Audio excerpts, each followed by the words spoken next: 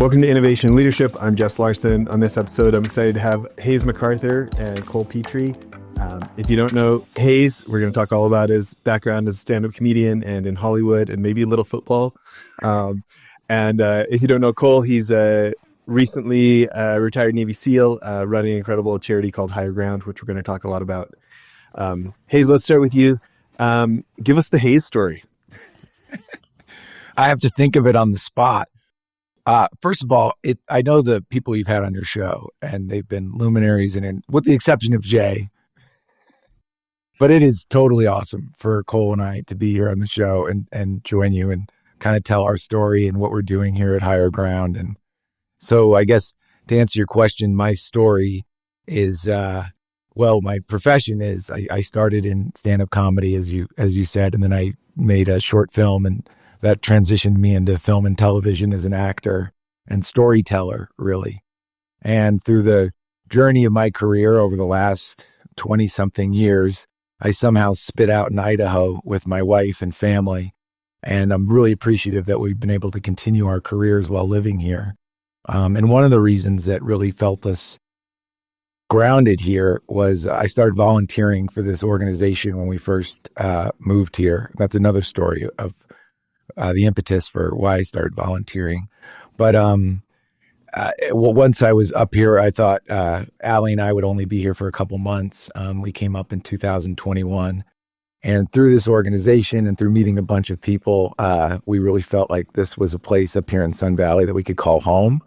And we've both been able to fortunately work out of here. A lot of the work in California has left that state and is shooting in other places. So we were going to be nomadic anyway. We might as well have a home base up here in the mountains. And we've luckily been able to pull it off. Yeah.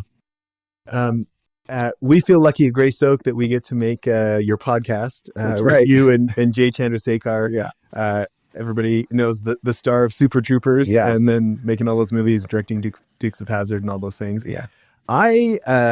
My 14-year-old who you just met, we just finished watching Dear Santa, about the boy with some spelling troubles who accidentally sends his letter to Satan. And you and Jack Black are so funny in that show. Can you tell us one fun thing from that set? So that you never know where jobs are going to come from. Sometimes you try as much as you can to go audition or write letters to directors or show them previous work. This job, a movie that came out this year, came very serendipitously to me.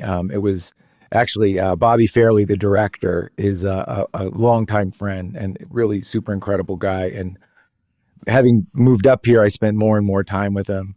And so he was telling me one day about this movie he was directing. As you said, it was initially called The Typo because it's a comedy, but it's a story about a family that's going through some tough times. They had lost a child, and Christmas time was coming up. So their surviving son is an 11-year-old boy, and he decides to write a letter to Santa, but he's dyslexic. So instead of writing Dear Santa, he writes Dear Satan, and then Jack Black shows up.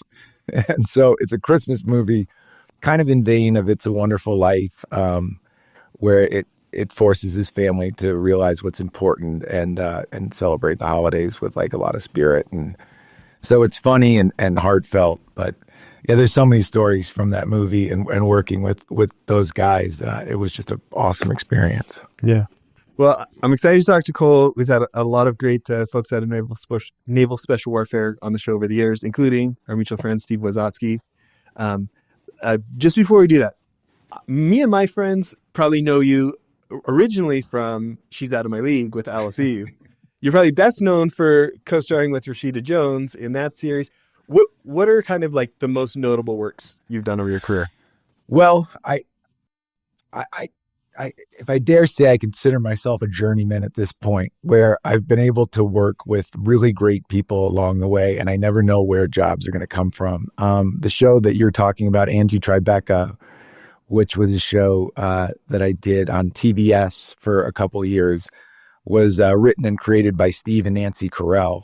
And Steve Carell famously has this very absurdist sense of humor, and he really wanted to make a show in vein of The Naked Gun and Police Squad, kind of that Zucker Brothers, Leslie Nielsen type of show. And it hadn't been done for a while in comedy.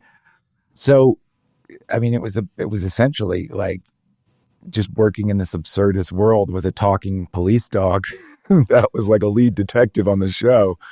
And every day was a different kind of gag that we had. And we had such incredible people come by. And I think like Bill Murray did the 3rd episode of the show. John Hamm came and played with us, Maya Rudolph. There was just like a bunch of actors that came to play in that world on that show. So that was really fun. She's Out of My League. We shot in Pittsburgh many years ago. And that was when they were still making kind of big studio comedies that came out in theaters. But my first job that I ever did was with The Rock in a movie called The Game Plan, which was a Disney movie. And it was about a kind of an arrogant football player who had a daughter that he had never met, and she came back into his life. And then we ended up winning the Super Bowl. There was also a dog in that with a tutu on. So I put on when I first found out I was doing a movie with The Rock, I put on maybe 30 pounds, like creatine shakes and protein stuff. Because I was like, if I'm playing a tight end and he's playing a quarterback, I have to be bigger than The Rock. So I put that weight on. Dwayne lost a lot of weight. I thought I was doing a serious football movie, and I realized it was a kid's movie. Took me about 5 years to lose that weight. But I think my career spanned from movies like that and then television shows. And now I'm doing a new series for Amazon from the creators of Outer Banks, which is going to come out this summer. So, which is done by another Sun Valley guy who's a writer on that show. So you never know where these jobs are going to come from. Yeah. Well, I do think we need to plug your podcast, Mustache Tales. Yes. Which is hilarious. It's very much you and Jay's humor. And it's funny because our company so often has to book like so many guests for our client shows. And you guys, we book like the one billionaire guy, and that's it. You guys have like so many great Hollywood friends and so many funny stories. Yeah. Seems like that's been fun for you. Well, no, I digged him at the beginning, but Jay Chandrasekhar, our mutual friend who introduced us, is like just an incredible guy. And the story of Broken Lizard is really rare in Hollywood, that a group of college friends made an incredible movie with like their own money when they were in college.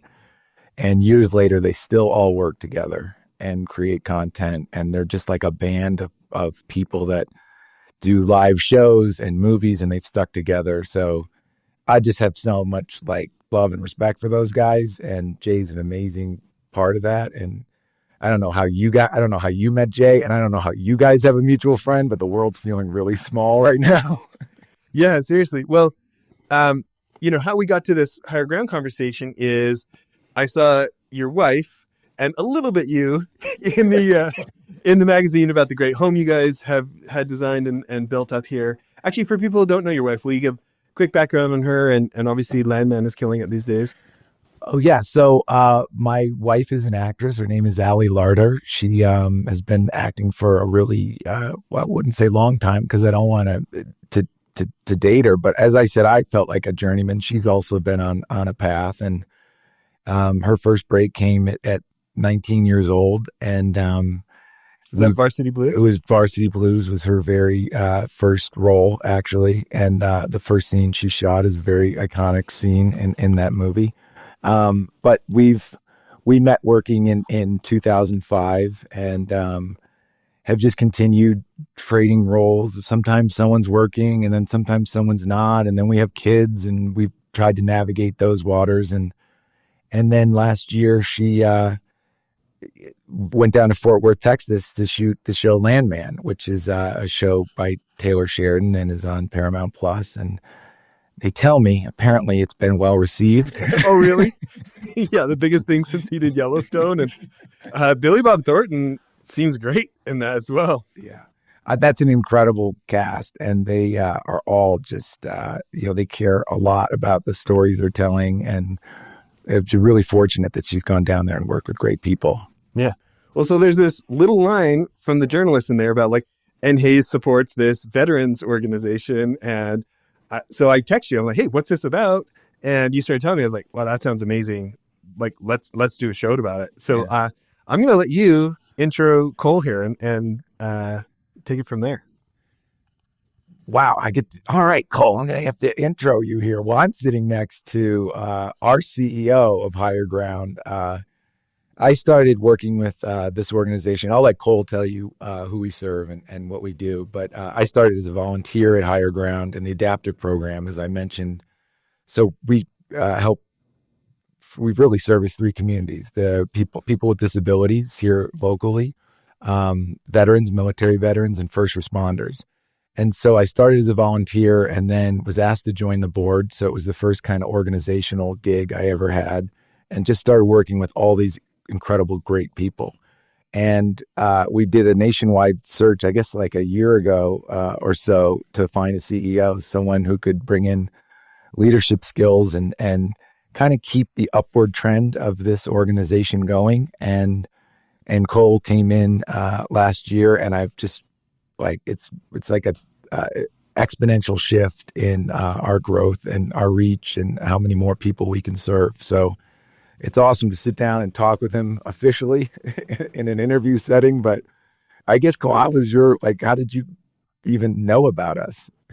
Yeah, that's a great question. Well, Jess, thanks for having me. And yeah, I'm super fortunate to be with Higher Ground.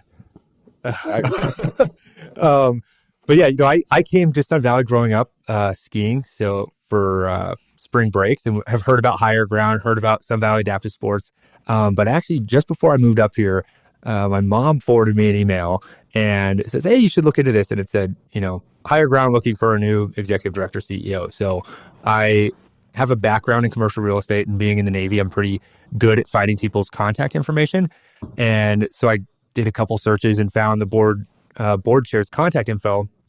I called him and said, "Hey, my name's Cole. I saw this position, and this is Jeff Rust." And his first words to me were, "Who are you and how'd you get my phone number?" So I had to politely tell him that I'm good at finding people's information online.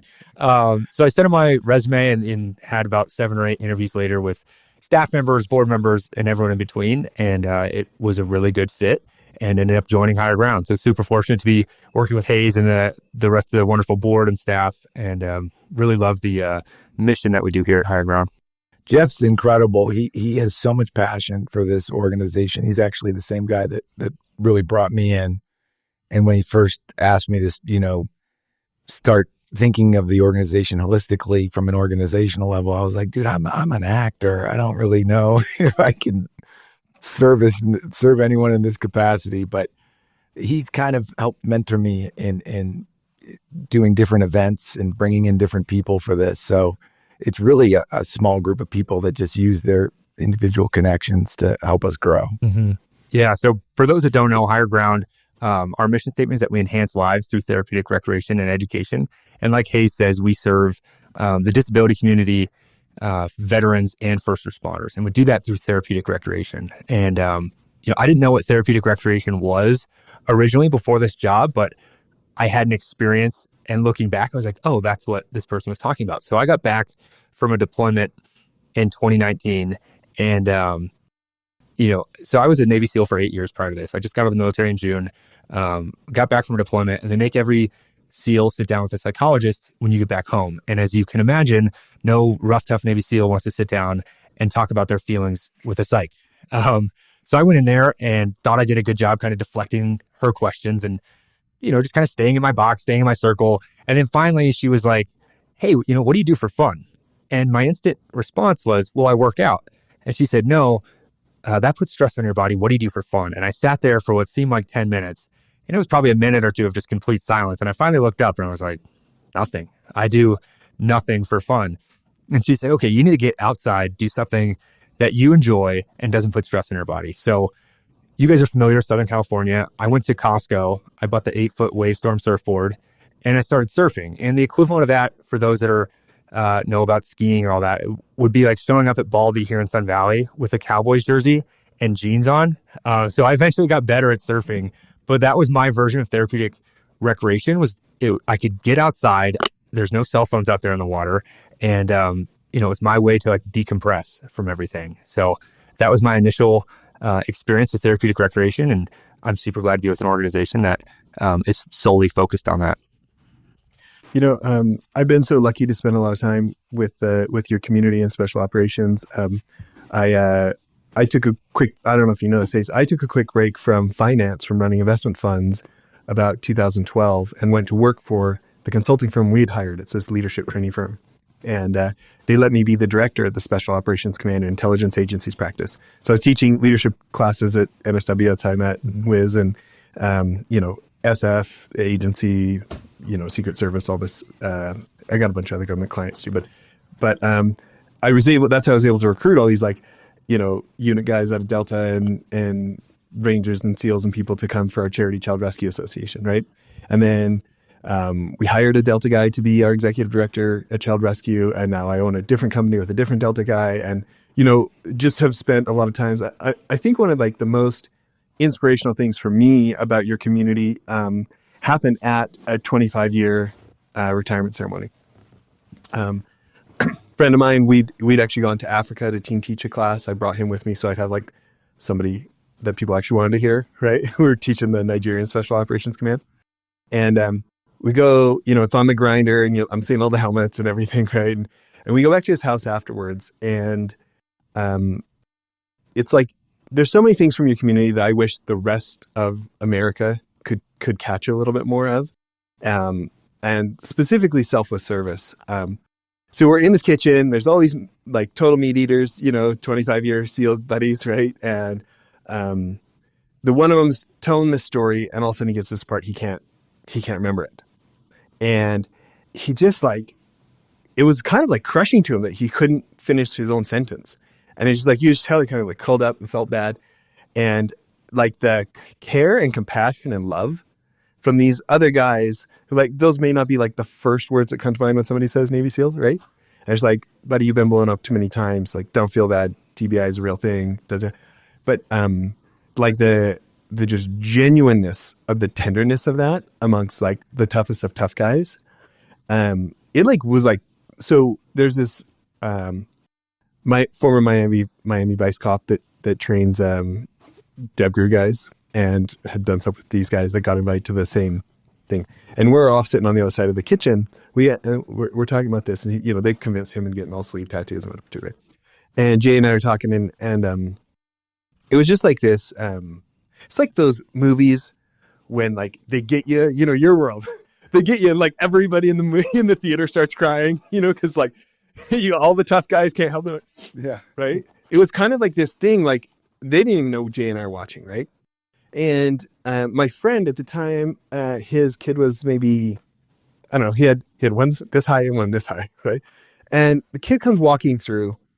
They don't care about the retirement party, right? They're just getting the bag of chips, whatever.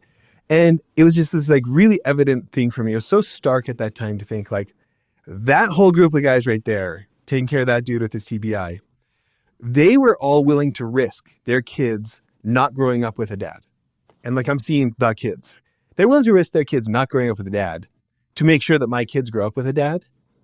And it was just so stark at the time and just penetrating. That's a decade ago now. And it's just stuck with me I was there yesterday, And I think that's something I admire so much about your community. So A, I'm so glad that you picked up the sword and went out there. And then B, I'm glad that you've chosen that this is the next thing you're going to do with your life. And that in addition to all special needs and all these people that deserve it, that you're taking the time to help these veterans as they transition, as they are overcoming a lot of stuff they maybe bottled up for 20 years and things like that. So there's my thank you. And then I want to hear more about this because, I didn't start surfing till 22. And I think about the most peaceful places I've ever been in life. And it's either the top of a ski resort mountain, not a ski resort, top of a mountain when there's been fresh snow and it's quiet, deadly quiet, and you're alone and you feel you see God's creation forever, or being in Southern California at 5:30 a.m. when it's just you, the pelicans, maybe a dolphin. There's 2 other surfers in the whole ocean, and the wind hasn't come up in California, so it's just those glassy waves. And that's when I anyways, feel myself more than ever as kind of a work obsessed investment fund guy. So I love the surfing was your thing. So you two take any of that anywhere. That wasn't really a question. No, well, those environments that you just described, I think, are the environments we try to bring people who come to the organization. And one of your story about your friend, I related to because I'm not part of the military community, but I grew up on World War II stories with my grandfather, as he liked to call it, being a guest of Mr. Hitler for 13 months in Stalag 3. He was a tail gunner in a B-24 that was shot down. So there's a multitude of stories there that I heard over the dinner table at a Denny's growing up. And I mean, he passed away when he was 70 years old, but I remember looking at him and thinking he was 110. You know, he just carried this weight with him. It was probably a different generation, as I thought, until I met my wife's dad, who served in Vietnam and had I drafted into that war, and he's one of the closest men in my life, and I have so much respect for him, but he never spoke about his time overseas and serving and stories. It wasn't until he retired and went to Palm Springs and started hanging out with more of a veteran community that I saw a whole different side of him come out, really relating to men and women and guys that had served in any capacity in a different way, and opened up and sharing his experiences. And I was like, wow, he's been carrying this around for a long time, because I've been very close to him for a long time and it's never come up. So I think Cole can speak to this more, but the community that we try to foster here is getting those people together and allowing them to have an experience in a place like an ocean or a mountaintop. And, for lack of a better word, process or heal with an organ. We try to facilitate those experiences for them. Yeah, that's we started as Sun Valley Adaptive Sports. We started serving people with disabilities up here in Sun Valley, and in 2005 we started serving veterans. And what was so interesting for me, I'd spent a little bit of time around people with disabilities, but not really until I got up here. And you look at how positive all of our participants are on our adaptive side. Anytime I go, and Jeff Russ, the previous board chair, says this all the time, is like, if you watch one of our videos and you're not like tearing up during it, like that's the time to move on. But they have such a positive attitude. And jump into another story. So I started June 1st or June 3rd, and like the mid to end of June, I helped with a triathlon in Boise with our adaptive team. And there's this guy, Nathan, that I was supporting on the swim. And Nathan has Down syndrome. And, in BUDS, every week you have to do a 2-mile ocean swim. And the entire time I'm telling myself, I hate this. I don't know why I'm doing this. This sucks. When's this over with? I hate staring at the water. Like, my swim buddy's going too slow. He's going too fast. Like, the entire time, just negative self-talk the entire time. Anyways, I'm guiding Nathan on the swim, and the entire time he's saying, get to the next buoy, get to the next buoy, get to the next buoy. He's like, okay, I'm at the buoy. Do it for my cousin, do it for my cousin. And so it was positive self-talk the entire time. And I think what's really cool, and Higher Ground laid that foundation with our disability community and our participants, is that that's where like the root of it is the joy that can be found in recreation.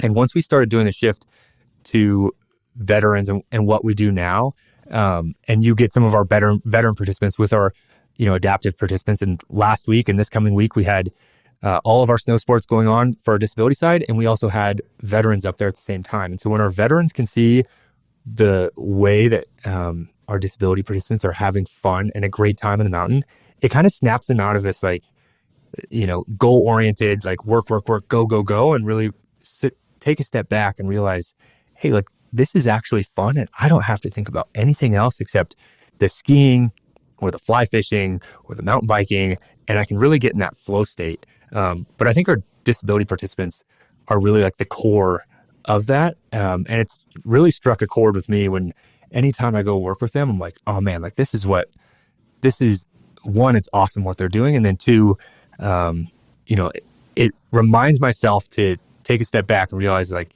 hey, it's like everything's going to be okay. And this is fun. I don't have to, think about other things. And veterans in the soft community, any veteran, I would say their brain is just firing all the time.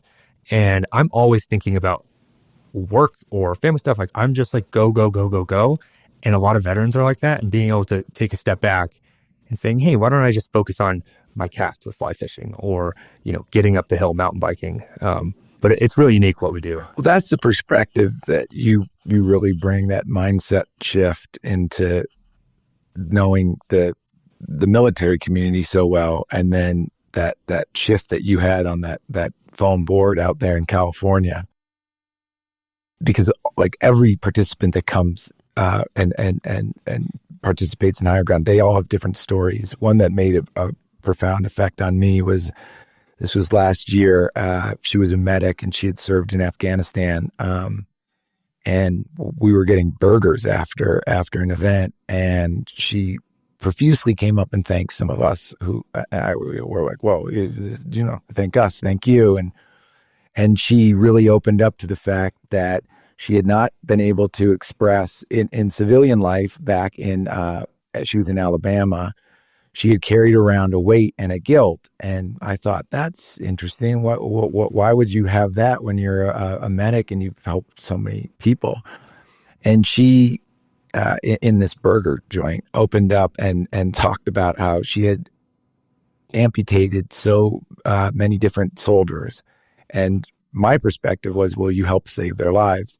Her perspective that she shared with me and had this realization that, yes, maybe through the Higher Ground program, she did actually help these people. But at the moment, she felt like she was hurting them, because before she did a procedure on them, they had full capability with their facilities in their body. And when they woke up, they had less, and they had to, she felt like she had done a detrimental act to them. And she shared the perspective that she had after going through one of our programs, that now she realizes that, maybe she helped those people just from kind of like quieting down and being with more people in her community and doing something active and meditative in the wilderness. I was like, oh, wow. Yeah, that's what we do, or try to facilitate. Yeah. It's interesting how the success literature, the success media doesn't want to talk about this part, right? Like, we get a lot of David Goggins. We get a lot of, and I love me some David Goggins to like yell at me until I'm motivated, right? But we don't often hear this part in the mainstream media, right? And you think about, like you talk about the previous adaptives mission that Higher Ground started. They've been around like 25 years, something like that. And I think, so I've got a sister-in-law who's special needs, cognitive stuff. And like you said, like when you spend time with her, it's like life gets way more simple. And all of a sudden you start realizing like your own life is more simple. And I'm the one who's complicated it, right? Or, from your world in the comedians, Shane Gillis has talked a lot about his brother. I want to say Down syndrome. I can't remember. Yeah. And people are like, oh, how's that? He's like, he's having a great time. Have you seen him? Like, he loves it everywhere he goes. Like, it's the rest of us who are suffering. Things are awesome for him. And I mean, it's no wonder that so many folks, Green Beret buddy of mine who was on just a week and some ago, they're doing equine therapy and stuff. And like, it's interesting how kids, horses, special needs, like, are almost like can be a mirror to see ourselves in. Yeah. Sometimes. And well, Jeff talks about that, because I said after volunteering for one of the programs, I was like, I'm having like a lot of fun. Like, this is really great. And he's like, yeah, that's the secret, man. He goes, it's good for you. It's good for us. Like, you get a lot out of it. And so there's a binary thing that happens that's really great and fulfilling. It's not selfish, but it's great for the people who are helping out too. Yeah, I'm gonna butcher selfish. I'm gonna butcher the way you said it, but it's a mirror for ourselves, and that's so spot on. You talk about filling your cup. Higher Ground wouldn't work without volunteers, and I think a majority of the reason that our volunteers come out is to fill their cup, and they get to realize they get to have that participant be a mirror for them, and it's a really cool two-way relationship. Especially you look at our disability side or even our spouse programs. So look at the spouse program. So we bring spouses along, and yes, the person that's in the military can go away and is risking their lives, but what are they leaving at home? It's the spouse that has to run the home front that might have a handful of kids, a job, like the water heater might go out. And a lot of times, they get left behind in terms of support. And so we bring the spouses out. And when you look at kind of a recreational therapy, there's not just one person getting benefits from that.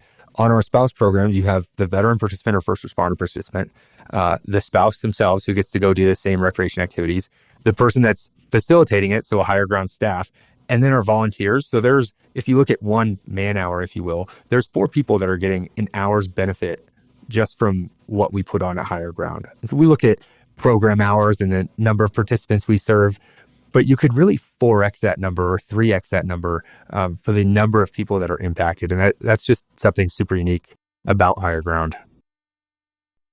Yeah, the shared experience that a couple can have together outside doing something, they have that unique experience where they might have been coming from 2 totally different worlds prior to that. You know, I think about the worlds the 3 of us come from, and there's so many differences. Actor, comedian, special operations, and charity. And for me, entrepreneur, even as an investor, I'm more of like an operating investor. So it's like, I'm inventing the business that we're the investor in, trying to invent the return, right? And then we, have had all 3 of us have this overlap in the charity side, right? But I think there's some similarities. You think about like the level of uncertainty that comics, like stand-up comedians trying to start their career, and just like brutal booing and no's. Like starving actor is like such a cliche. Do you know what I mean? Like this is somebody with enough fortitude to like say, like, entrepreneurs and comedians and actors must know nothing about statistics. Because if you looked at the statistics, you should never attempt this, right?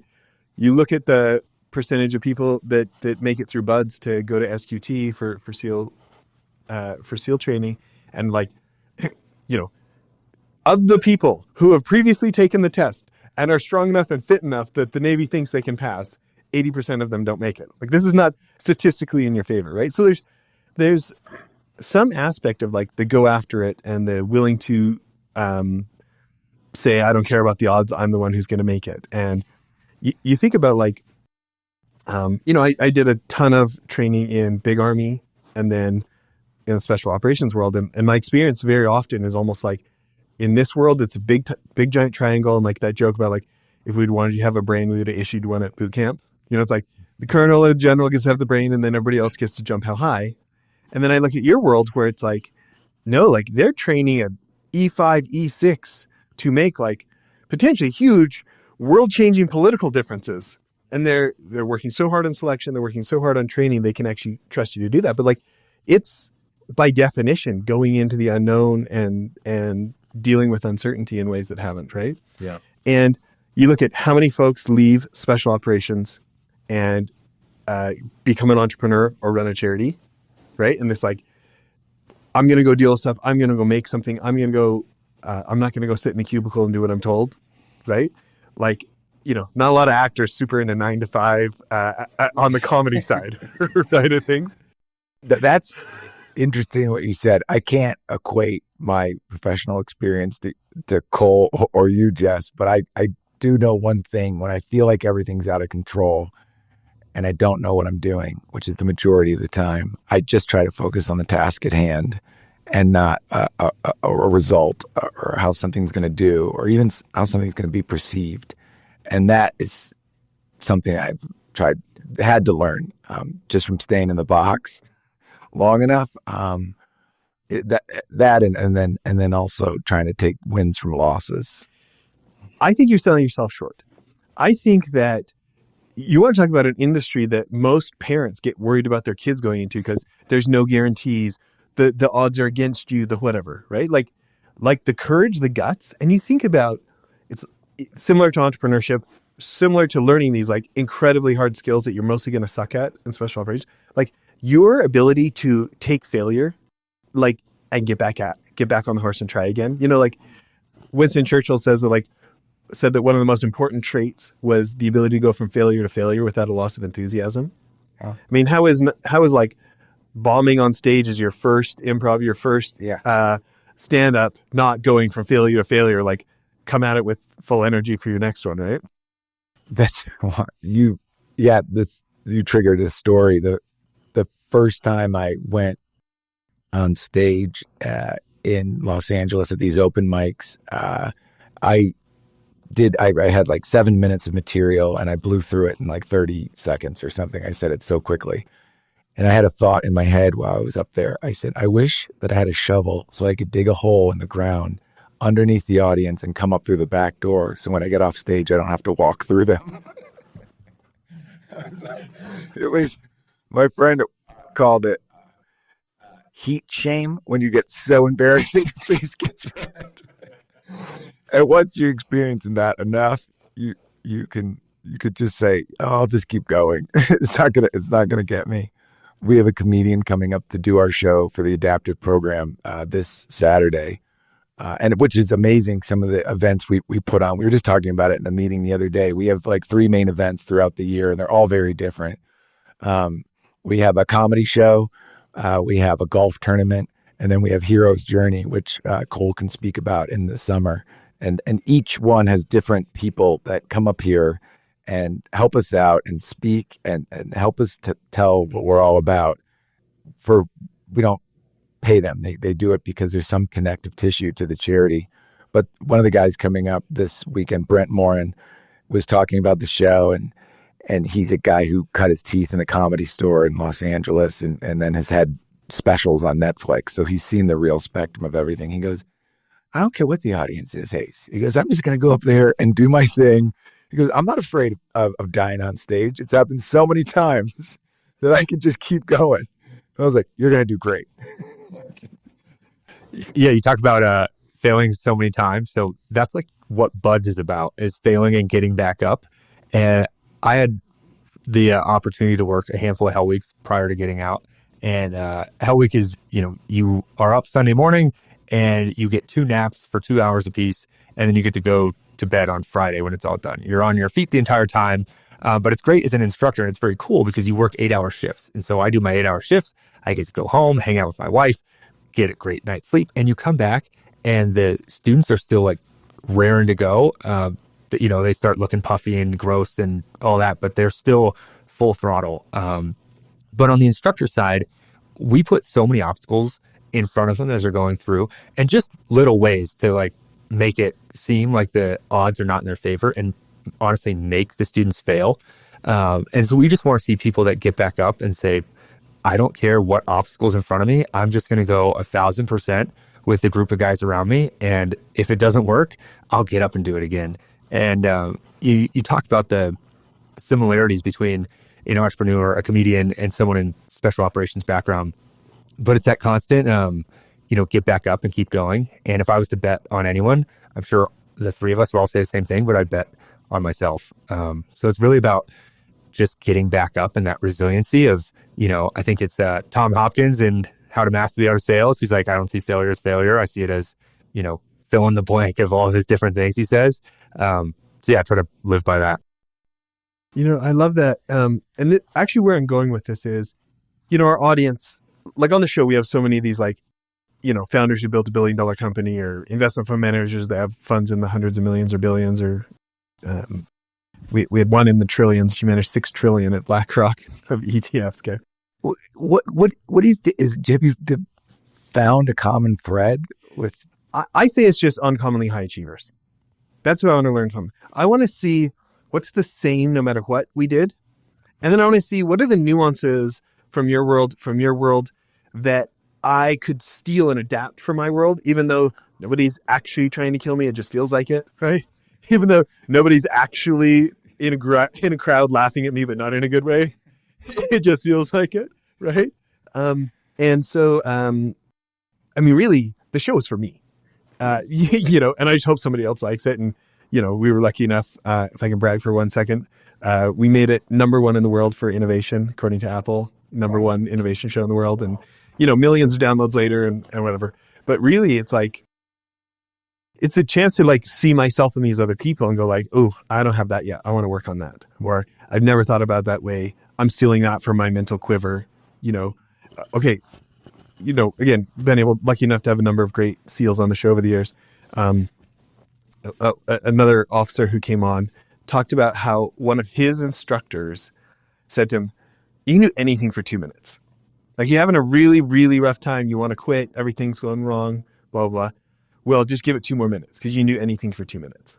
And it like got burned into him. So he's in Iraq, leading his team, and terrible explosion. The entire house blows up. He gets blown out of the house through a window. And he's rubble, and he's laying there, and he said, I guess this was it.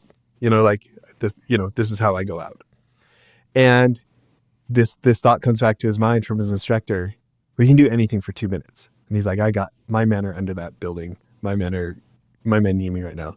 So I'm going to go up, basically, I'm going to get up and see how many of these guys' lives I can save in the next 2 minutes. And then I'll be out. And then the next 2 minutes, and it's this great story they should make a movie about. But I'm not going through anything near that dramatic, right? But that you can do anything for 2 minutes, Jess. That gets seared into me, wow. Anyways. So where I want to go with this is the people on our show, the listeners to our show, are a lot of folks they're a founder or they're an investor or they want to be one. That's who a lot is, right? And you think about how any virtue taken too far can become a problem, right? Delayed gratification, willing to work like crazy, pulling all-nighters. Well, guess what? That's your kid's sports game you missed. That's the family party you weren't present at because you're busy checking your text messages. That's, your ability to not be there even when you're there. But just this maniacal hyper focus that let you beat the odds and make it into the SEALs, let you beat the odds and become this super successful actor doing shows with Jack Black and all these people, right? I'm still trying to catch up to you guys, but I'll be good someday. No, well, that can hurt us, right? You think about how easy it is to screw up a marriage. You think about how easy it is to tell yourself, I'm doing this for the family. I'll spend more quality time with the kids later, and how many bitter children there are of highly ambitious parents, right? And so I want to go back to first surfing and then to skiing, because I know that's a really thing for you, Hayes. And I started off a diehard skier and switched to snowboarding about 35 years ago. But we lost him. I want to talk about this idea of the fun. What your individual psych therapist, I don't know what the job title was, but this idea of what do you really do for fun? Because I feel like I've had to really rediscover that again. And nobody who knew me in high school would ever think that would have been a problem. To me, work was for if you couldn't think of anything else fun to do and you can't get out of it, I guess we'll do some work, right?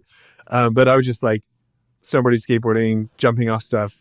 I finally got to go skydiving for my 40th birthday. I'm just into this, and yet the overworking has got a hold of me, right? And so when you talked about surfing on the wave storm and getting that love and catching the bug, there's this part of me that I was transported back to being in the ocean in the morning, the only time of day California is actually quiet, and the glassy waves, and you just see you're 6 pelicans doing their fighter pilot formation, and and it's just this exceedingly centering thing. I like jet skiing, I like whatever, but those are more activities where, to me, finding something like that can be your thing has this effect on life, and making the time for your thing. My business partner has been my mentor for 23 years. His thing is fishing. I know you've been getting into fly fishing lately, right? I want you to talk about surfing for a second, and not as the oh, we could do that too. Should we play pickleball? Should we do this? Should we go surfing? And because it felt like you got a real connection to surfing, and it did something for you internally. Yes, surfing, you said it earlier, being up at 5:30, everything's quiet, maybe pelicans, a couple dolphins. And there's something special about that, the quiet. Growing up, I was a water skier, so slalom ski as much as I could in the summer in the mornings, but it was the same deal. And the lake we were on was it was basically a big bathtub. So if you weren't up first thing, it just became this terrible play. You'd only want to be out there inner tube or having a good time. So anyways, we'd get up early and it'd be, 5 a.m., 5:30. And I can still picture it right now. And it kind of gives me chills of, I can smell it. I can see it. I can visualize it. I can feel the cold, 60-degree water getting in without a wetsuit. But that experience to this day, I can go there mentally and be in this spot that's kind of clarity. And I don't know if you guys have read Viktor Frankl's Man's Search for Meaning. So he talks about he was in the concentration camps, the Jewish. He talks about he could tell when people were going to die because they didn't have anything to look forward to. And he also talked about playing golf and how he would mentally, or it was either himself or someone that he was with would mentally play a course back home every day. And I don't know why I would do this, but during surf immersion in Bud's training, I would go back to that time I would spend water skiing in the mornings. Can you back up 1 second? Can we just back up for 1 second? Yeah. For people not familiar with surf immersion, are we talking about like the beginning scene of a Lone Survivor where you're sitting arms linked at night and the surf is beating you up? The guy whose 25-year reunion I was at is the instructor who walks through that scene in the movie. It's because he was part of that. One of the Discovery Channel was shooting it, and he was the Bud's instructor. What's his name? I'll tell you offline. Okay. He's a little more private guy. Okay. Okay, so why don't you talk about how surf immersion is not that fun and why that matters? Thanks for clarifying. Surf immersion is not fun at all. You're in the water for probably an hour in the surf, and you're freezing, you're shivering. Nothing helps. Like you think, peeing your pants is going to make it great, but that actually lowers your core temp because that water's keeping you warm. So anyways, it's terrible. So I could take myself mentally to water skiing in the mornings because it would be cold when I got in the water. And so I was already in that like kind of state of like, oh, this is kind of cold. And I could completely kind of remove myself mentally from what I was going through. And the surfing and skiing or whatever it is, doing the activity is great. But for me, what's kind of helpful is just being able to be like, oh, that was a really like peaceful, nice time or like moment in life for me.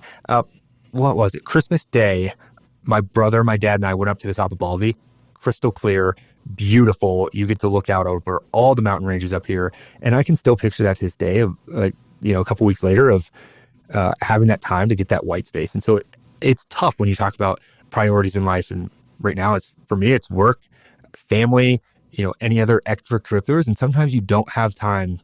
There's going to be people listening and say, man, if I lived in a ski town, I'd be skiing every day. And let me tell you something, I live in a ski town and I don't ski every day. But I try to take away those pieces of those like really flow state moments and think about those. So if there's a day where I'm stressed out of my mind, like whether it's before bed or a time in the office where I have 5 minutes, you can just sit there and think about, oh, let me go back to that place where I had that flow state. Because, it's hard. We find in our programs, it's hard for people to take a week off work to come out to one of our programs. So if there's something that gets you in that flow state, no matter what it is, you can take time out of your day, mentally go there and kind of have like this, experience mentally. And then you can come back into your day and say, okay, let's keep going. It's funny. Listening to you talk about that, for a long time, even when I had a family, thought if I could work, if I could just get this, then I could chill and go do a flow state. And then I can come back and really appreciate my family who's healthy, which I'm so thankful for. And I was always not present because I was thinking I needed to check this many boxes career-wise to feel good enough to enjoy this. And then I think, I can't speak for my wife, but she's naturally kind of always had that. But one of the things that doing activities first gave me space to have perspective.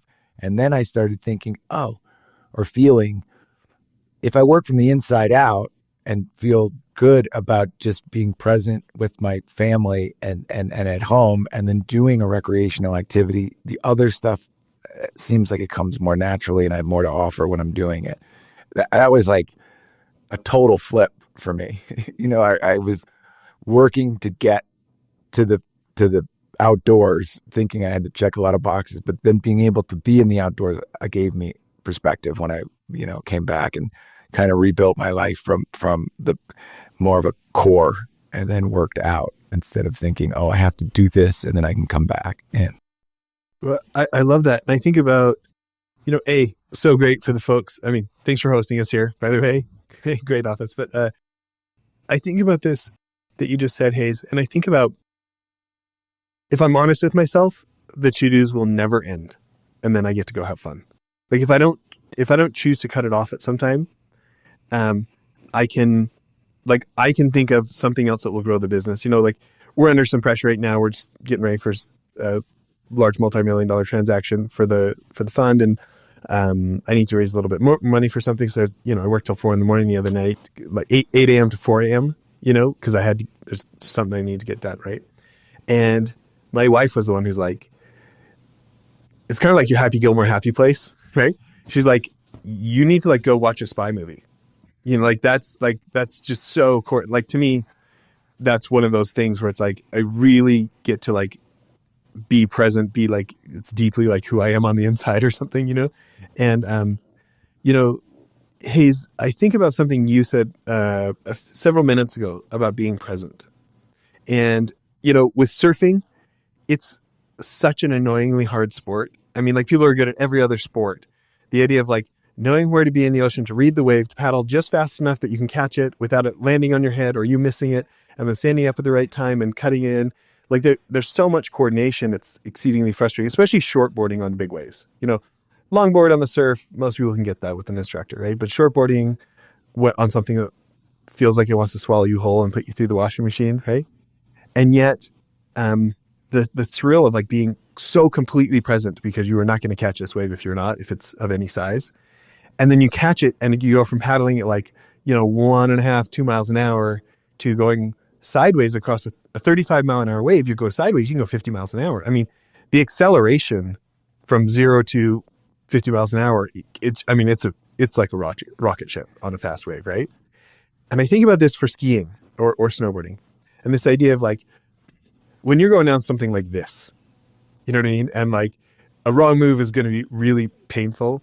There's almost this like forced presence and connectedness plus exhilaration that is like, I don't know, it's like such a battery recharge. I don't know. Talk to me if you feel similar. No, that's the whole thing. And when you were talking about that experience of surfing, that perspective, that's every activity that we facilitate. There's that moment in every activity. If you're standing in a river trying to catch a fish, you're not going to catch a fish unless you're paying attention to all those different things. If you're going downhill on a mountain bike on a trail and you're not thinking of what you're doing right now, that rock that's coming up, where my gears are, do I have enough water? Do I have an airtight? Like if you're not thinking of that, you're not doing it correctly and you're going to get hurt.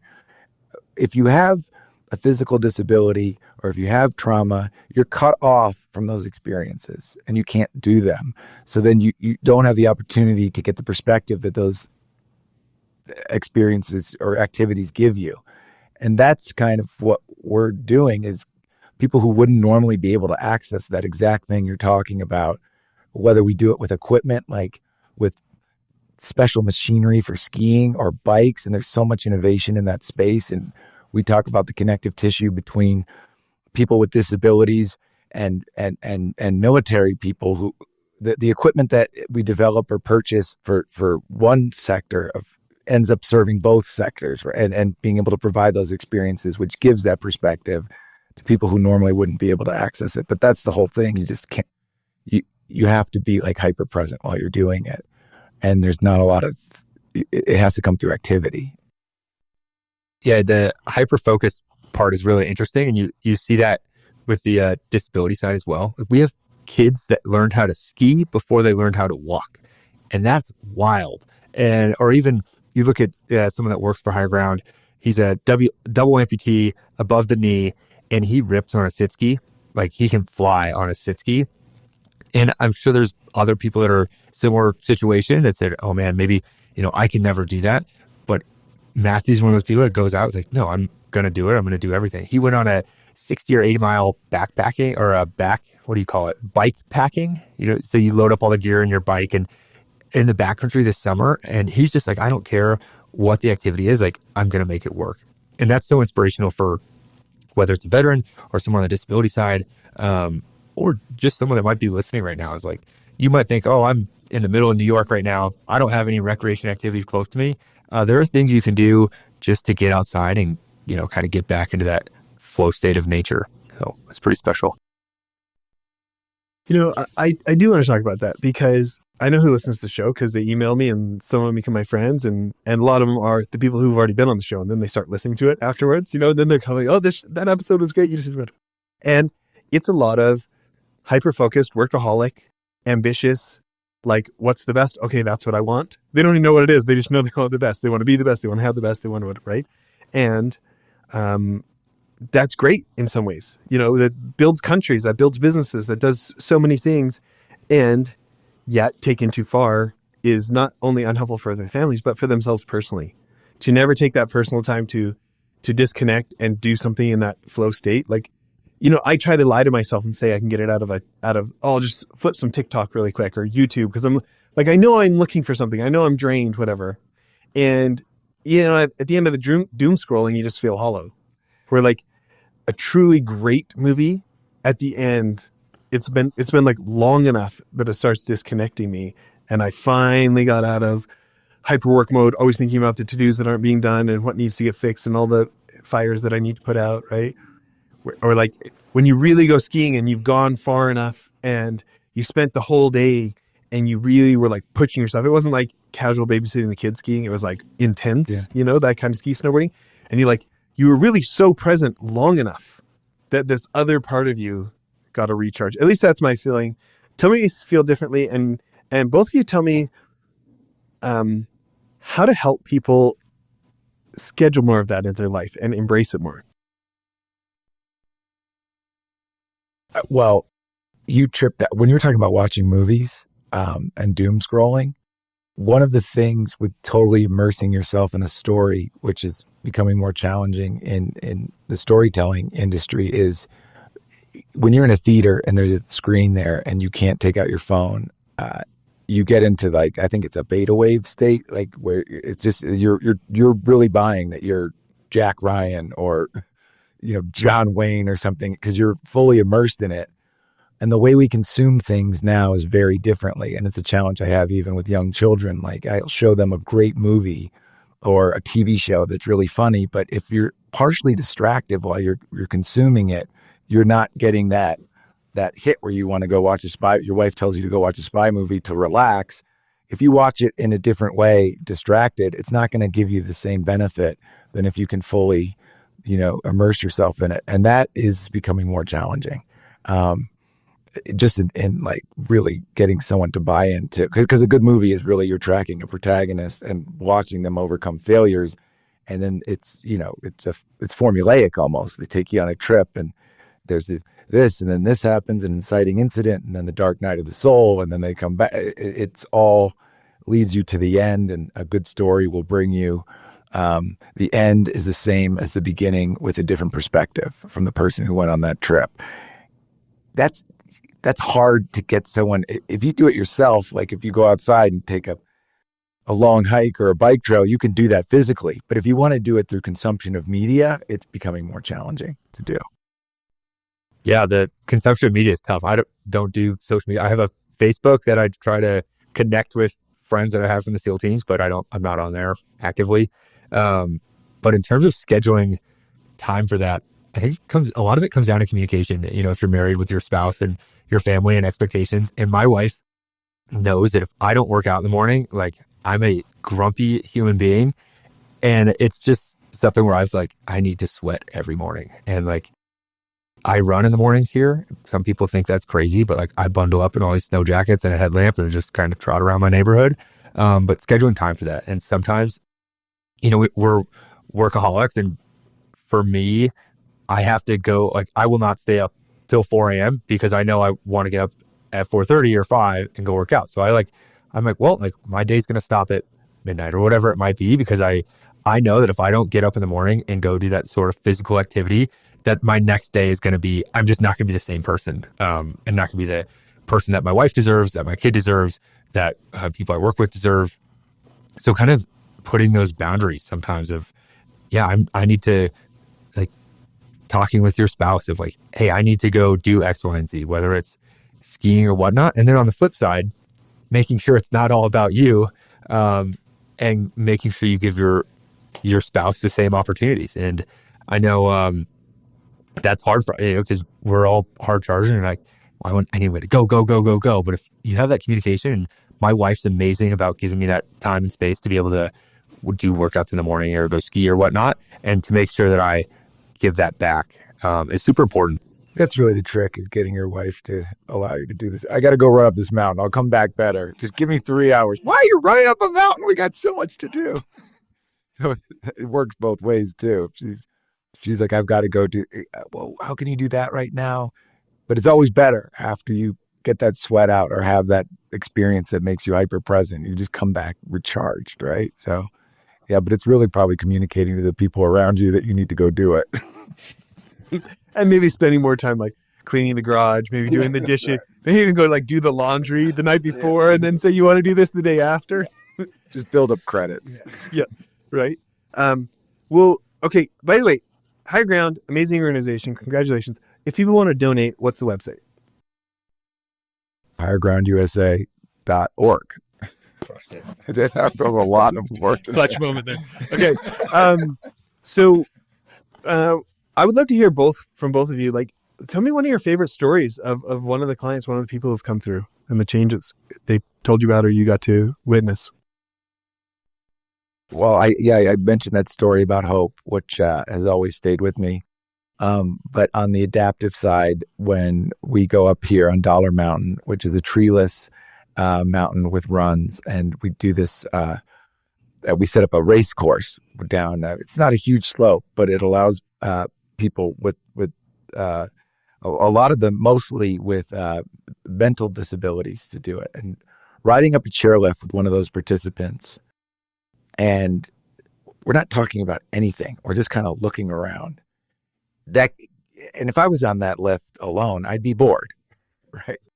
But riding up the lift and hearing, the way they're experiencing it, every time that happens is a story, is a different perspective. It could just be talking about like the weather, noticing the weather, or noticing what they did on their last run, because we time them coming down the hill. So it's always about trying to beat your last time. Does it really matter what the time is? No, it only matters the way it's framed to that participant in the moment. So each time we do that is really cool. Yeah, for me, we had a hunt program in October, and I'm not going to use his real name, so we'll just call him Matt.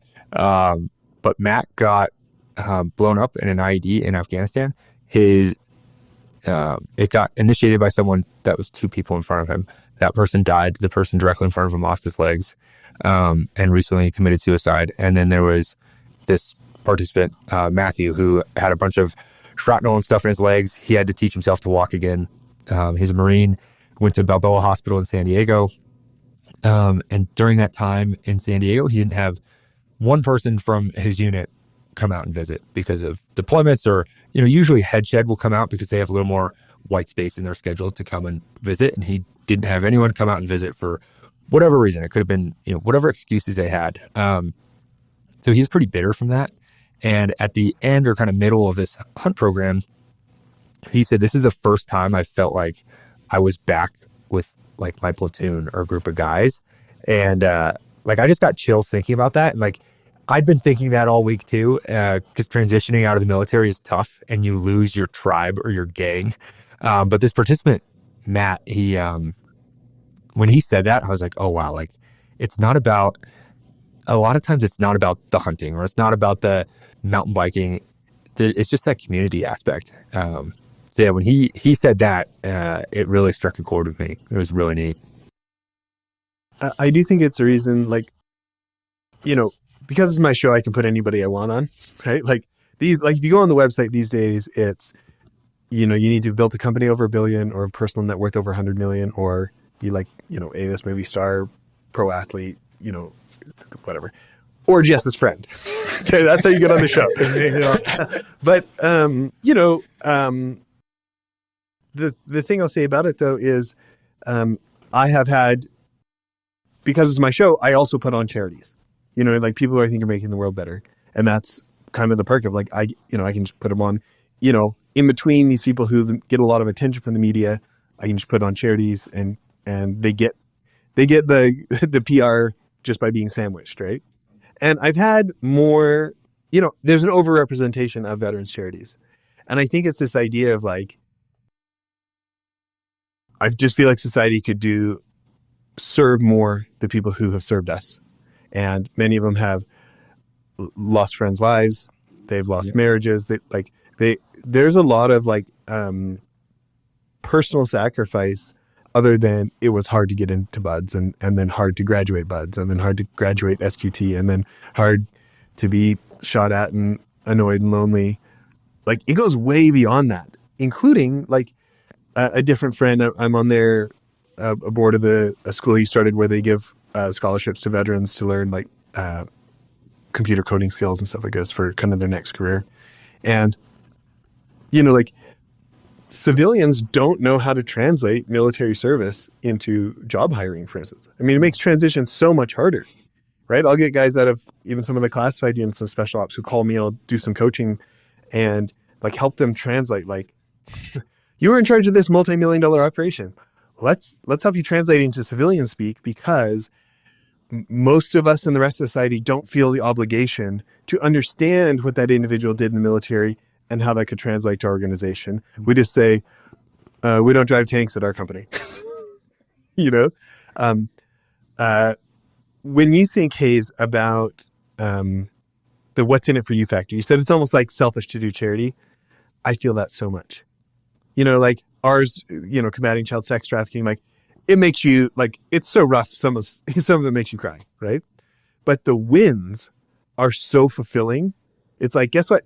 Skateboarding made me cry too when I ripped all the tendons off my ankle. Or, you know, like there's a lot of getting hurt in action sports and nobody's like, just thank you for going snowboarding once again and digging out your snowmobile 14 times in the backcountry, right? No, because they had this other part that paid so well in like what it did for me. For both of you, when you think about the personal gratification, or anybody listening who's thinking about spending more time serving or in charity, what's each of your sales pitch? I mean, there's no way it doesn't make you better in other aspects of your life. So if you just look at it selfishly, you feel that you can offer more, I guess, when you carve out that space for yourself of maybe helping other people or facilitating an experience for other people that'll directly translate into your next move is what it is. And not that you do anything transactionally, it's more holistically. And that's kind of the way I look at it. Yeah, I'd piggyback off what Hayes said. It's not transactional. It's more helping. And you talked about how many veteran charities and organizations there are. A group that we serve that is massively underserved is the first responder community.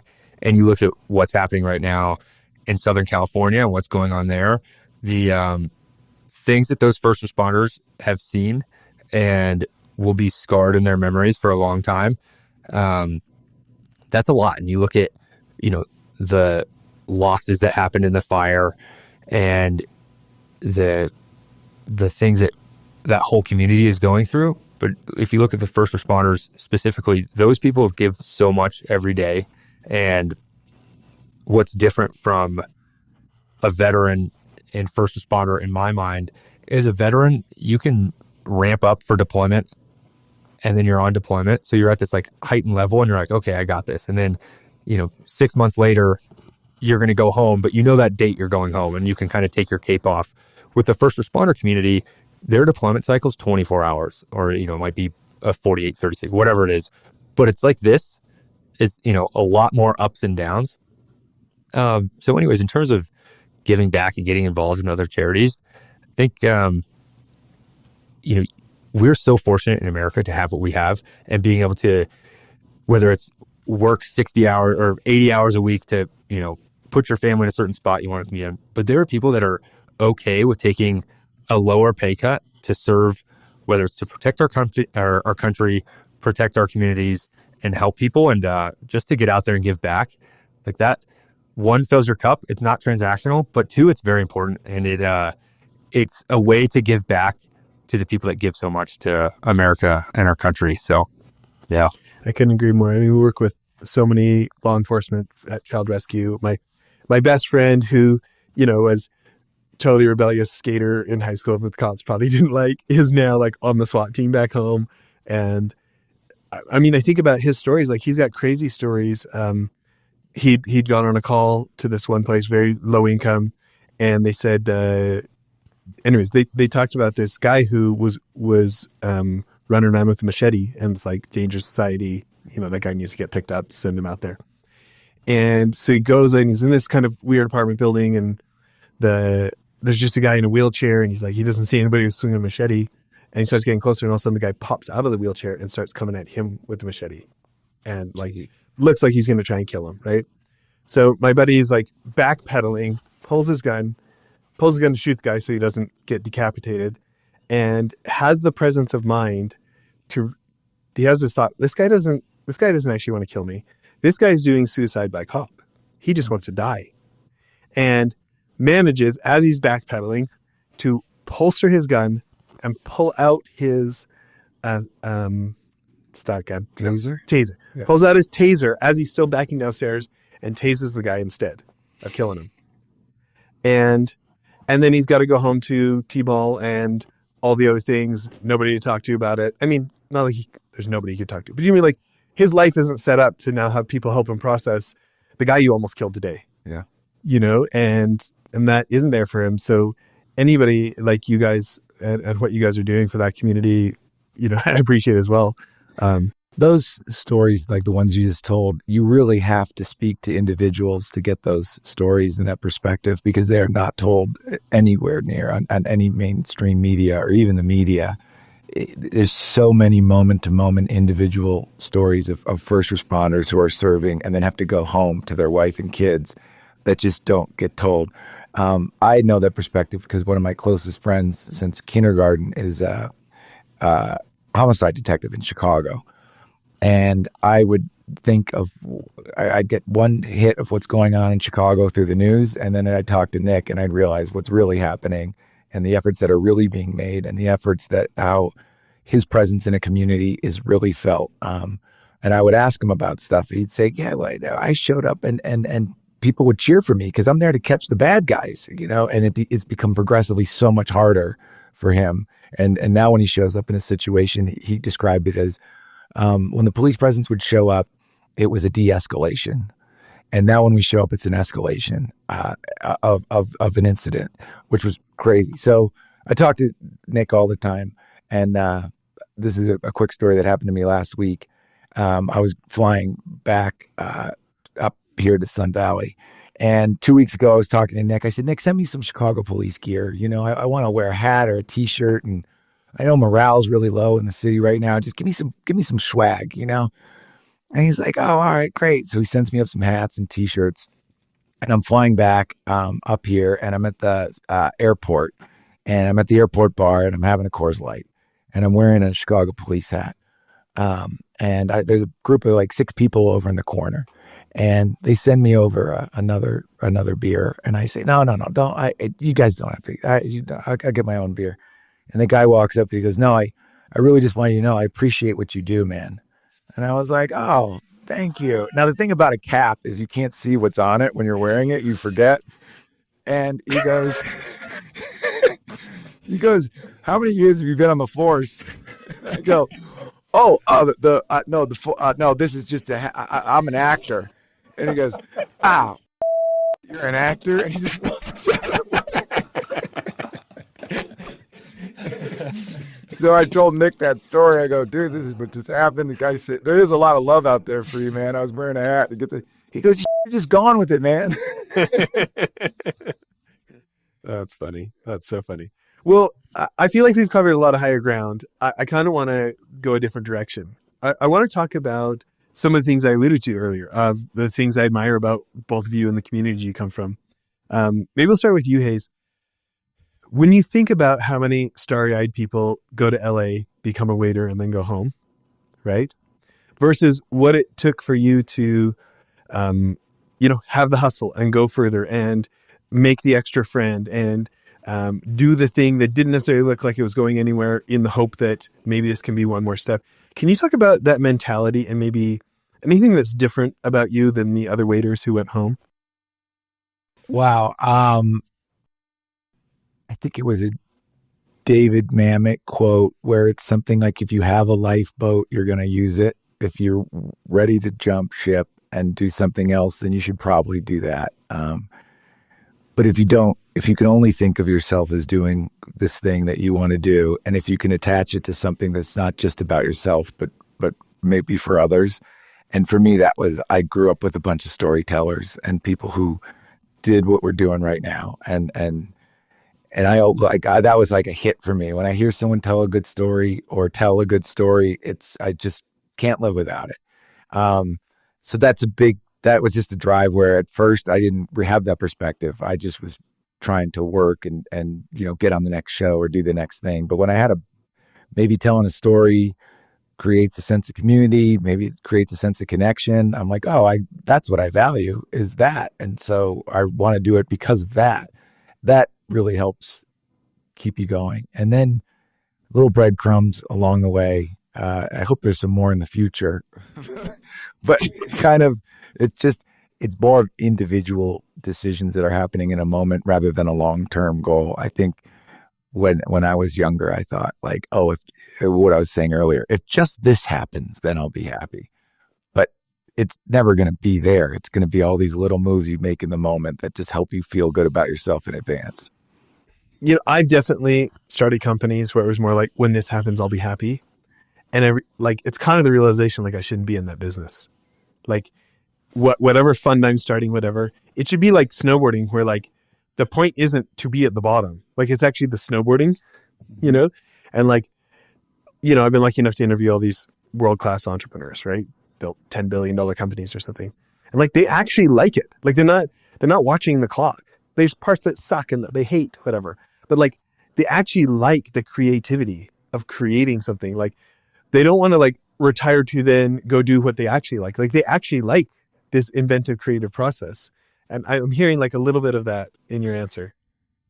Yeah, there's that. And then there's this incredible perspective that I just heard from his daughter. But Quincy Jones, when he was producing all this amazing stuff that, ended up culturally affecting people, a song, he always says I was like, how do some people facilitate so much greatness?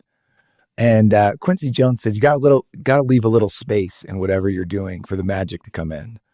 And that's important to, like, you try to control everything in the moment, the little moves, but there's also something about, I guess it's trust, faith that helps you keep space in whatever you're doing for like the uncertainty to work out for you. And if you have like trust in that, it helps you keep going.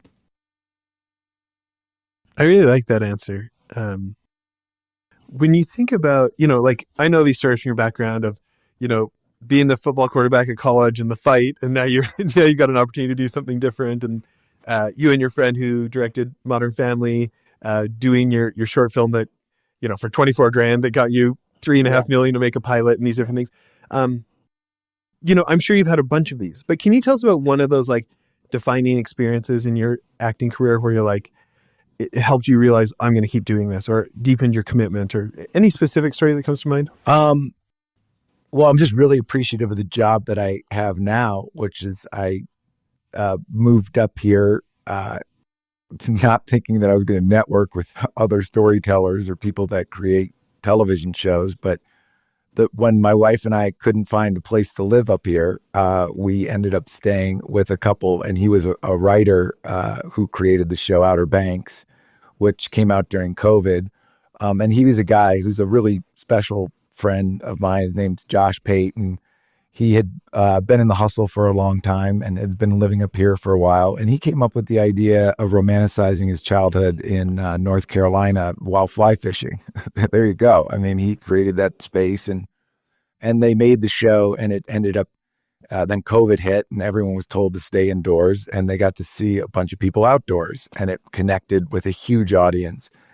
So the show that I just did is their next show, the Pate Brothers' next show, which is about a band. It's about the making of the biggest band in the world. It's like a bunch of kids who become the Beatles. And the way they created it was sitting down with these young musicians who weren't necessarily actors, and they crafted the storylines around them. And these kids are super talented and like really kind and like an amazing group of people to work with. And I don't know if this is answering your question, but this is the tangent I'm on now. And I went down there to take this job, and I got it through a friend, someone who maybe a little bit, because I still had to sing for my supper and record my scenes and stuff. But I went down there with the mentality like, oh, I'm an older actor now, and I'm there with these young kids. I'm going to show them how it's done and show them how to hit the marks. And I went down there. These kids were such pros that I would end up watching them, you know? So I don't know where the next thing that I'm really proud of or something that I could say, this is the moment. I just want to keep going. Well, let's talk about that moment. The rest of us, we get to see Hollywood on all our screens. We grew up with Hollywood. Tell us about that experience of being on set and going, wow, I have something to learn here. Or what was it that got to you about that experience? It was really just being around a bunch of people who were excited about what they were doing, you know, and this fresh perspective of these kids are in their early 20s, but they're playing like 17-year-olds, and it's so exciting for them. And they work such long hours, and they were writing and recording the music while they were shooting like 12-hour days. And they're a band, literally, but they're also like a band of people experiencing the same thing at the same time. And I remember back to what you said, Jess, when I was making that short film, that's the energy that we had when we were making that. And I'm watching these kids do it. And that'll help me become less jaded about the impossible odds or the people you have to deal with. You know what? I love that answer, actually. You know how there's like the Forbes 30 under 30 and, you know, the business press has told us all entrepreneurs, like, if we're not a billionaire by 30, we're a failure, you know, and like I had this guy on the show, Ali Thomasab, from a great venture capital group called DCBC. It's called Super Founders, about the people who grow companies 0 to billion. And like, statistically, that is so uncommon to do in your 20s, right? Statistically, it's going to happen when you're older. Yeah. I want to start something of like, I don't know, 50 over 50 for like entrepreneurs who didn't start the business until after 50. Wow. You know, you think about these like great stories like Colonel Sanders, right? Of Kentucky Fried Chicken, didn't open his second restaurant until he was 63 and then ended up dominating. I mean, just really took the restaurant world by storm. And like, statistically, it's like so much more common in your 40s, 50s, possibly even 60s to do something like that. And yet so many of us have been told, oh, you missed your window to be a pro athlete. Probably missed your window to go to Buds for SEAL training. Like, you know, life is what it is. And so that's the whole thing. that You don't have anything to offer until you've been around the block a couple times. And there's so much of a focus on you. I actually want to get Cole's perspective on this from a military perspective. You learn so much from elders. You know, there's nothing more valuable than sitting down with someone who's like over 80 and just having a conversation with them. And it's so sad that they're actually, like, if they're at a party or in a social scene, they're the people that get the least amount of attention when they should be getting the most amount of attention because they have the most knowledge. And it's not knowledge that they picked up because, you know, they needed it for themselves. It's just because they lived and they can share a perspective with you. And it's just this gift that gives so much back to you. But my question is, why are the elders, or why are they forced out of the military at a certain age? Like you can't be a soldier after a certain point. Like, shouldn't we be protecting our country with older people sometimes? Oh man. Well, some of my best mentors have been in the SEAL teams, and they've been in for 25, 30 years. So they can't stay around. Yeah. Certain years is like, you're like, okay, it's time to go.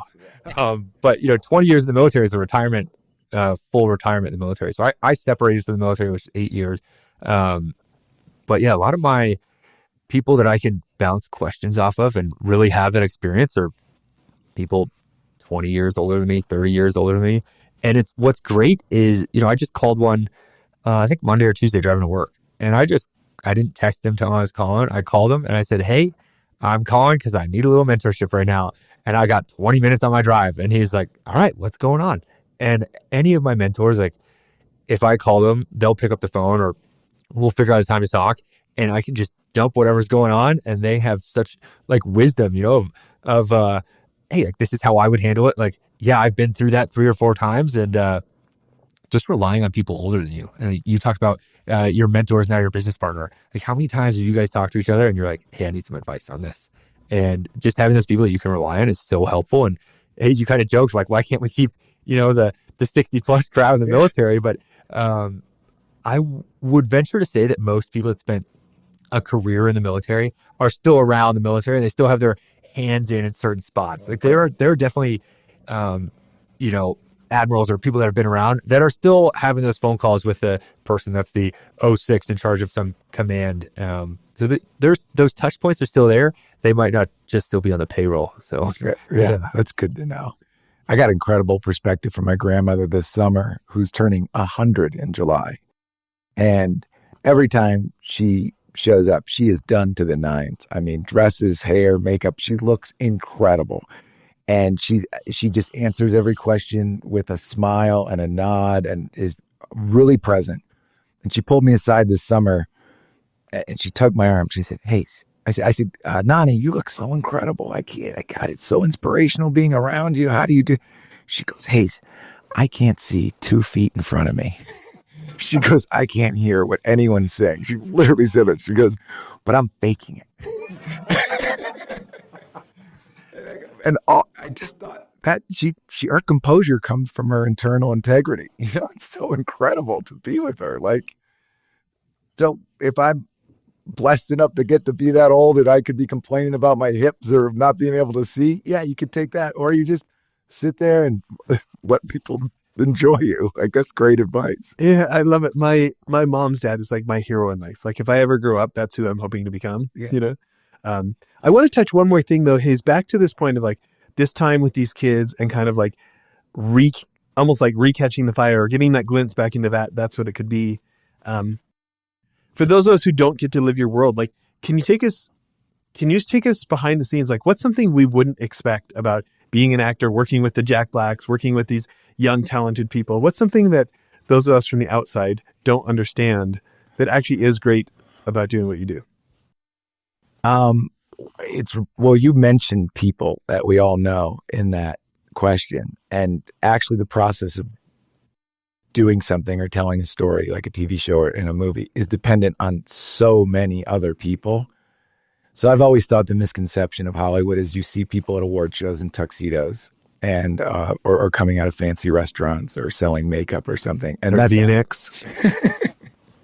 That's actually not at all what the job is. It's a craftsman blue collar job that is totally dependent on everyone around them to even remotely start to look good. So I think everyone that you mentioned or people that I have worked with that, you know, people would consider luminaries or stars, they know that they're only as good as the people around them. I mean, from the lighting to the makeup to the hair to how the story's told to the editing to the writing. I mean, they tell a story in 3 phases or multiple phases, but writing it and then executing it and then what happens after that in the post. And we're only in control of one small part of that. And just, again, to what we were saying earlier, you just do what's in front of you. I haven't thought about like the teamwork camaraderie factor. I mean, like most people worked really hard to get into Hollywood and want to be there on purpose and like are genuinely trying to make the greatest thing they can in a short time frame. Like there's some similarities of you guys on operations where it's like, hey, everybody has limitations. Nobody has an unlimited budget. Nobody has unlimited time. Sometimes real deadlines, sometimes artificial deadlines. But both of you come from worlds of like a whole bunch of people who want to do the same thing at the highest level. And I bet there's a level of camaraderie that I hadn't really thought about as much in your world. I think that's why people work together all the time continually, because if you get a good experience with someone and they've supported you in some way, you want to keep doing that again. And yeah, that's the kind of, and even if you look at an actor and a director, a lot of times people who have done a lot of great stuff have done it with the same person almost. And it all seems like individual different projects, but there's a whole connective tissue underneath. You know, it was probably the same crews or the same camera people, the same producers, maybe the same writer, and they just keep going. But it just feels different. Yeah. Cool. Switching to you. Let's start at Buds. There are so many folks that, they're a gym rat. They look the part. They were the best athlete in wherever they've just come from, and are not able to handle the mental game and to stick there, the hell weeks, anything like this, the monotony. When you think about what helped you get through when obviously over 80% of others didn't, what do you think that was for you personally? Yeah, that's a great question. People always ask me what's the hardest part to Buds. And my response, and I think it's true, people might think I'm lying, but it's getting up every morning and putting your shoes on. Like when you wake up and you have 3 hours sleep and you've just been beaten physically the day before and you have to get up and do it again. And you have this decision of, I could stay in my like my bed right now and not get up, and I could just go to breakfast and, enjoy my life. Or do I just get up, put my shoes on, shave, and start my day? But it's truly that just the grind. And I'm sure it's the same in your world as an entrepreneur and Hayes' world as a comedian. Of just, no, it's just it is though, but it's doing the boring things over and over and over, and realizing that you're not, like we talk about delayed gratification. Like if I do the boring things enough, like something will happen. And that's kind of, what it is in Buzz. If you just tell yourself to wake up every morning, and then once you wake up, it's like, I'm sure you've heard this from everyone you've talked to, but it's like, okay, just get to breakfast or just get to lunch. And you're going to have those times where you doubt yourself. And I'll be the first to admit that I had multiple times in Buds where I was like, I'm done. Like, screw this. I'm done. And I remember a time specifically. So I got rolled in my first Buds class. It was Wednesday Hell Week, and I was a performance role. So I got 2 classes to, prepare or whatever, and came back. And we were doing our first log PT. And you do this on the O course. And so you're kind of in like this fishbowl, like people can kind of come and watch. And I remember we were lunging facing north, and there was some guy just sitting at the fence watching. And I was like, oh man, I would give anything to be that guy right now. I was like, I might do like 3 more lunges and I'm freaking out of here. But you go back to doing anything for 2 minutes, and it's just the being able to convince yourself that you can do it. This is the fascinating part for me. I want to hear, like, what was your self-talk? What was convincing yourself like? It was more negative than you'd think. That's okay. Yeah, super. There's definitely negative times, but there was also I had an instructor in Hell Week, and you run with boats on your heads, and there was this guy that was not performing. And I remember looking over at my instructor, and it's called running someone out, is when you're running with boats on your head and you just run faster than the other person can keep up because they're not pulling their weight, and then they're behind your boat and they eventually quit. And so I looked at him, this instructor, I was like, can we run this guy out? Because it was kind of that tipping point in Hell Week where, it turns from, getting rid of people to like, come on, we're a team, like, let's get through this. It was right at that tipping point. And he looked at me and said, Petrie, I want to work with savages. And like, that was like such a like, okay. And like, here we go. And just like buckle up. And I would say that Buds is really raw. There's like, if Jess, you're not pulling your weight, like the verbal abuse, or if I wasn't pulling like the verbal abuse that goes on, not only from the instructors, but the worst parts from your peers, is the verbal abuse. And I think the self-talk in terms of getting through some of that is pretty profane, where you're just kind of, screw the other boat crews, screw the instructors. Like, I'm going to get through this and I don't care what you say. There's just this like raw emotion that you're like, I don't care what obstacle's in front of me. I'm going to go right through it. Yeah, it's interesting. Like, I don't know what your opinion of Will Smith is, but he's got some pretty motivational YouTube videos. Okay. And I like him. So, but he talks about this idea of like, when you make a definite commitment, you're like a rock. And he says like the universe starts flowing around you.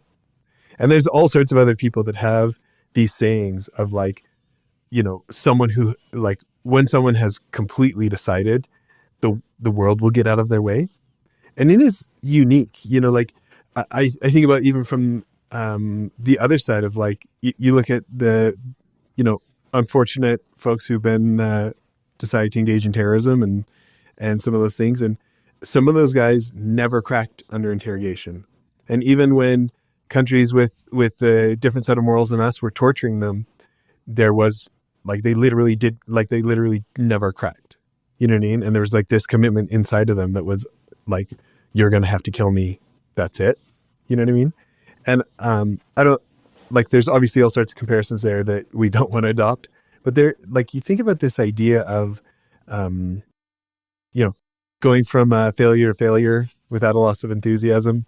There's a great actor quote from Ryan Gosling talking about like getting dressed up, going to a audition, realizing there's like 40 other guys who look exactly like you, and the other guy brought a cowboy hat, and you can hear his audition. He's doing what you were going to do, and then and you like, so now you're rethinking yourself. Everything is going for it, and you go out. You got a ticket on your car because you parked in the spot that the audition sign covered the no parking sign. And he's like, and then you sit an hour in traffic for 3 hours to go to the next audition of the place you're not going to get, right?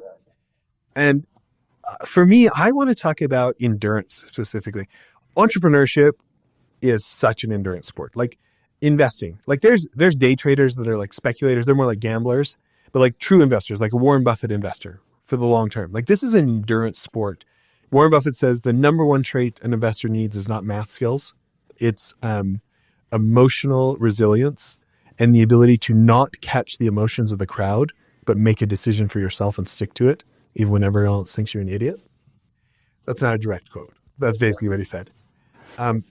Let's talk about this. Like whether it's Buds, SQT, something on deployment, anything like deep endurance of like this decision. I don't care what you can throw at me. Like this is who I am. Can you talk about getting that place or cultivating that or reinforcing that? Yeah, I think a lot of that comes prior to Buds, I would say. And like growing up, my parents were always good about making my brother and I work. I remember my dad built houses, and for the longest time, since I can remember, we would go in and scrap house. We'd pick up all the trash and throw it in the garage. My dad, at the end of like an 8 or 9 hour workday, or we'd paint fences, he'd hand us $5. It would be like, thanks. Then he'd be like, all right, we're going to go to the bank and put it in there. And so just like this constant hard work that had been drilled into me before, a lot of people that go to Buds have college degrees. So what that tells you is that they're older. Like, yes, they have, I would say 80% of SEALs have college degrees. They're older. And because they're older, they're more mature. You don't get a lot of 18-year-olds that go to Buds that make it. Like that's probably the fewest number of people or demographic that doesn't make it is those young kids. So the older you are, because you've been through something, college isn't hard, but it just says that you showed up, did something for 4 years, and were committed to it. And so a lot of times I would say because I was older, I was 24 in Buds, maybe 25, but I'd had this time before, and I'm now thinking about it. So I was a commercial real estate agent for a year prior to going to the military, and I was just talking to my wife about this. I worked my schedule in commercial real estate. I would wake up at 3:45. I would be at the gym at 4:30. I would work out until 7:30, whether running, swimming, calisthenics, lifting. I would go get on the phones trying to convince people to sell or buy or whatever, and would get rejected all the time, told no. And one of the best stories is some guy hung up on me, and I called him right back, and I was like, hey, I thought we got disconnected. He goes, no, I hung up on you, and click, hung up again. So if you think about, I had a year of getting up at 3:45, working out, and being told no and having rejection almost every day for a year prior to joining the military. And so by the time I got there, I'm like, I'm in sunny California on the beaches of Coronado. I can see across the bay to the high office buildings, and I definitely don't want to go there right now. And I have some guy that might be 5 years older than me telling me that I'm not doing good at something. Like, all right, buddy, like, I think I'm doing okay. So it was a cumulative effect of showing up every day and then going through experiences where I was told no and I couldn't do something. And that translated to Buds, where I could, kind of tune out whatever an instructor was saying and just focus on me. Hayes, I want to ask you the same question around self-belief that he just brought up. Of like when like the world is telling him no, the instructor's telling him he's a piece of crap. And I didn't say that, but and he goes, makes the internal decision. No, I think I'm okay. I'm going to keep going. I mean, the world of acting is so full of rejection. Can you talk about the self-belief to go like, even if you don't think you gave the best performance of your life or something, to go like, this is recoverable. Like, hey, you know what? I'm doing okay. I'm going to keep trying. That's so funny. Again, I will answer this question, but I'm aware of the transition of the two worlds that Cole and I are talking about and how different they are. Very similar. Yeah, there's a fine line between the belief and the self-confidence, and then just being totally delusional. And I don't know where that is, but maybe making yourself a little delusional helps. And looking at people who have been so delusional and achieved something, finding models for people who have built businesses or had careers that you like, and just kind of knowing like that person must have been perceived as being totally crazy at one point, like from even their friends or family around them. But they just keep going and I look for models like that and then say, oh yeah, that person was probably thought of as being crazy at the time, but they kept going and kept doing it. And if you have some type of like, what I've discovered, some type of like internal integrity needle that allows you to not feel like you're crazy or doing something, so you can keep going and just trick yourself into being like, no, this is the right decision because I got these boxes checked and that's what's important, and I'll just keep going because I'm not doing everything wrong. But if you're just like scattered all over the place, then you might be delusional and crazy. But you have to have like a home base that you keep coming back to and say, this home base is in check, I can keep going. Okay, so I want to hear, what's your self-talk? What has that home base been? How have you crafted that for yourself? My home base is kind of what I talked about earlier. Like if my home is okay, it's like literally the home base. And then I can feel empowered to go out and take more risks and make choices. But I think it's just, it's not ever ego that's like, I should be doing this because I deserve it. It's more like I should be doing this so I can maybe help other people, like in a weird way, that if I tell this story correctly with my whole heart, maybe I know that there's a lot of people out there who are coming and watching something that I'm doing for distraction. I'm in the business of distracting, and if I can do it well and make people forget about their problems or something, or even relate to something that they're going through, that's cool to me. And that'll keep me going.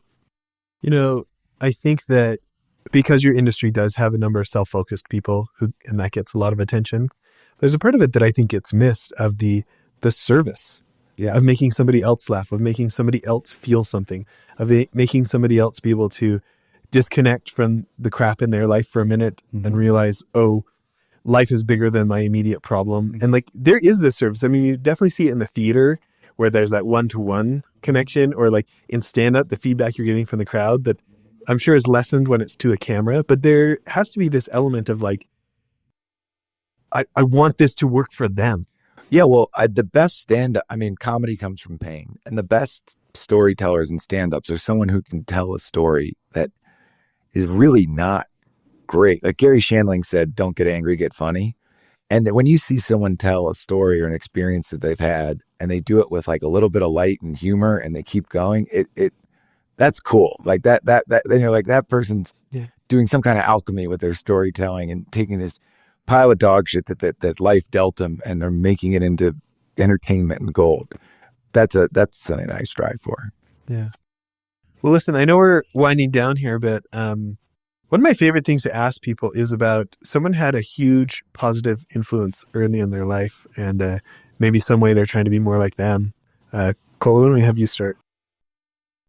Yeah, for me, it'd definitely be my parents. They're just come from different backgrounds and are very hard workers, and it's just been instilled in me in a lot of different ways.